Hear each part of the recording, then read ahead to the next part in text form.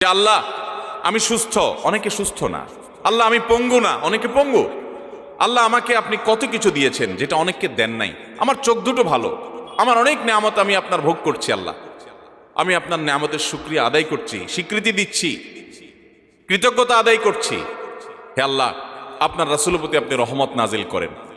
আপনি যদি লম্বা চড়া বিস্তারিত না বলতে পারেন, আপনি সূরা ফাতিহাটা পড়েন, আলহামদুলিল্লাহ রাব্বিল, আল্লাহর প্রশংসা সেখানে হয়ে গেছে, আলহামদুলিল্লাহ রাব্বিল আলামিন পড়েন, দুরূদ শরীফ পড়েন, বাস। এরপরে আপনি এবার বলেন আল্লাহ আপনি আমাকে মাফ করে দেন। আল্লাহ আমার বাবা চলে গেছেন, তাকে মাফ করে দেন। আল্লাহ আমার মা দুনিয়া থেকে চলে গেছেন, তাকে মাফ করে দেন। ভাইরা আমার, আসল কথা হলো আমরা সেই ব্যথাটাই অনুভব করি না। আপনার মৃত আত্মীয় স্বজনের জন্য যদি আপনার সেই ফিলিংস কাজ করতো তো চোখের পানি ফেল ফেল ফেল করে আসতো।